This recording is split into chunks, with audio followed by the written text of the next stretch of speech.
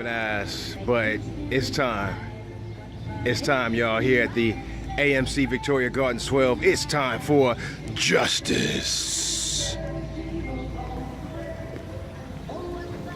Oh yeah, this your boy Neek, me in the movies.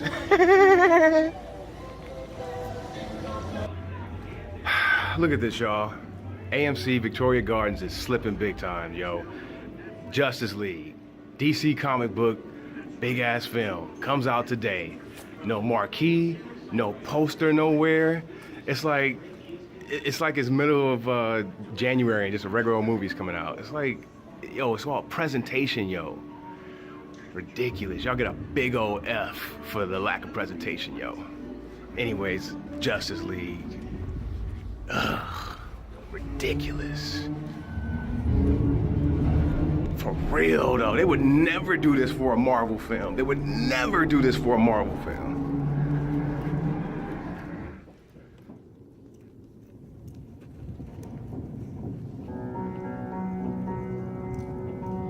Everybody knows that the dice are loaded. Everybody rolls with their fingers crossed. Everybody knows.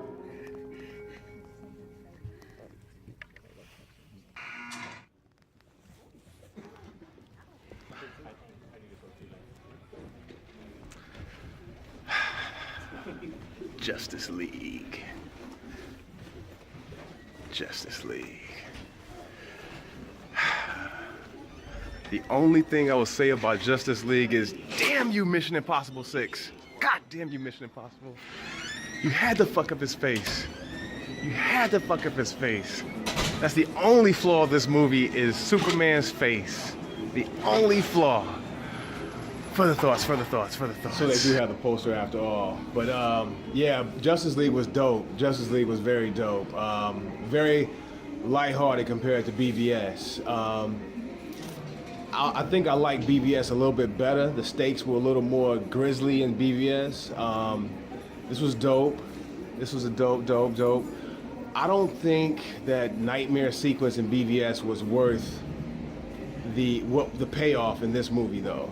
That nightmare sequence ate up too much real estate in BVS. It ate up way too much valuable real estate.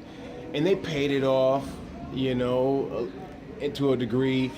And you know, who Barry warned Bruce about having to, you know, it's like, it just wasn't worth the payoff that they try to foreshadow in BVS. But ultimately, Justice League was very dope. I liked it a lot. There's only one major flaw of Justice League, though. Justice League has a big old flaw. And the flaw of Justice League is Mission Impossible 6. Damn you, Mission Impossible 6. If Henry Cavill didn't have to film Mission Impossible 6 during the reshoots, these reshot scenes with his face looking all, it really messed up Superman's face. And Superman is all about his face. And to see his mouth kind of weird, it's just, man, it's a glaring flaw, man. It's a glaring flaw. It's crazy how this movie cost probably $200 million and it has a flaw like that in it, but it is what it is. I like Justice League. It definitely is not as good as Avengers, you know, unfortunately, or Avengers 2, but, you know, they building on stuff, you know. You know, I'm not making excuses. It was dope. It was very cool. It was very dope. I liked it a lot. I want to see it again. I can't rant and rave about it because it was just cool, but I like BVS a lot better though, so that's just what it is. All right, y'all. Some little final words on Justice League.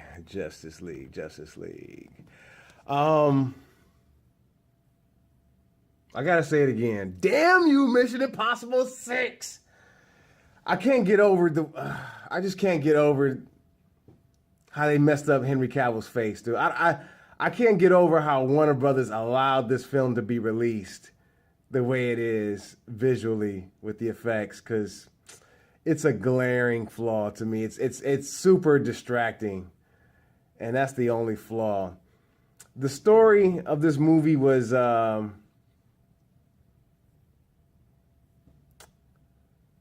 it's not as gripping as BVS to me. I just really felt Bruce Wayne's motivation in BVS, baby. You know what I mean? And you know what? And he kind of redeemed all those hateful feelings in Justice League. So actually, this is the flipped coin of BVS. So I guess I got to see it again to really, really appreciate my man Bruce Wayne. And speaking of Bruce Wayne, this is number one. It's the number one thing I want to say. So number one thing I want to say. Well, this is the number one thing I want to say. Number two is close second. But I want to see Zack Snyder's cut of this movie. This movie was a little too, the tonal shift was a little too much for me from BVS. And it needed to be way longer. It needed to be way long. It needed that extra 45 minutes, dude, of storytelling. Y'all cut Zack's, arms and hands off with this one. An unfortunate situation occurred in his life where he really couldn't devote to the completed project fully. That's all understood. But with that being said, I want me a Zack Snyder Batman film. I really, really, really like Bruce Wayne being portrayed by Ben Affleck. It's that size of that fool. And I need to see Batman not around superpowered beings because he looks a little, I don't know. But I really like Batman in these Zack Snyder's movies because he's Batman the way he's supposed to be, and he looks like Batman, and they get the whole vibe of Batman, Just knock a fool out. I want to see him go up against a certain somebody at the end credits scene, So I want to see a Zack Snyder Justice League director's cut, and I want a Zack Snyder Batman solo film, which we're not going to get because Matt Reeves is on deck to helm the next film with or without Ben Affleck, which is crazy, right? Crazy. Who knows? The Amazons. Yo, the Amazons, man. I'm tired of all this nonsense complaining about the appearance of the portrayal and appearance of women and respectful. Look, the Amazons are gorgeous women and they're warriors. And if they want to have a little airflow in their midsection by exposing those lovely abs, then let them be that. In battle, get out of here with all the complaining. Look, the Amazons was dope in this movie. That sequence with the mother boxes in the beginning with the Amazons, that was dope. That was super dope. It was very, very dope. That was dope. The Amazons get much respect. The only thing I didn't really care for 100% was Aquaman. Aquaman it was just a little too Jason Momoa. And him being out of water is a problem, dude. It's a problem.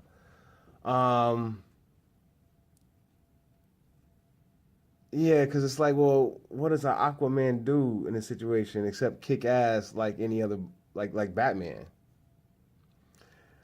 So that's cool, but we get an Aquaman movie. It's being filmed and all that good stuff. James Wan is helming it. It's all good.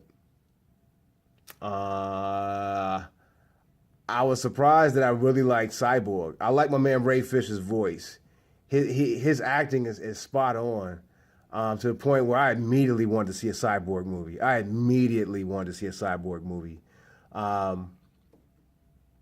I still do. I wouldn't mind a Flash and Cyborg movie either, though. Ezra Miller as the Flash, he was cool. He was dope. He was funny. He was the brevity in the film, and I could appreciate that. He wasn't too goofy, too quirky. It was just right. It was just right.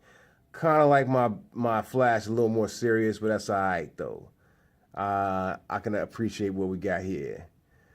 Wonder Woman, she was back doing... Wonder Woman was dope, but goddamn Gal Gadot, goddamn. When she was just in her regular clothes, I was like, Diana Prince, damn. But yeah, Gal Gadot was dope again as Wonder Woman, and I like Bruce Wayne bringing it to her. You know what I mean? And she had to kind of face some things herself, and she was real protective of a certain somebody, making sure that his remains wasn't going to be tainted in their quest to bring our boy back, our Boy Scout. And I liked Bruce Wayne's contingency plan of the big gun, because the sun got low and somebody showed up for show. So Justice League, I would say the studio, y'all should let Zach do his thing with the 2.5 hour joint. It was just a little too short. Okay, there's some surprises in the beginning, in the exposition of what happened with Steppenwolf before, many millennia before. That was very dope. I was like, oh,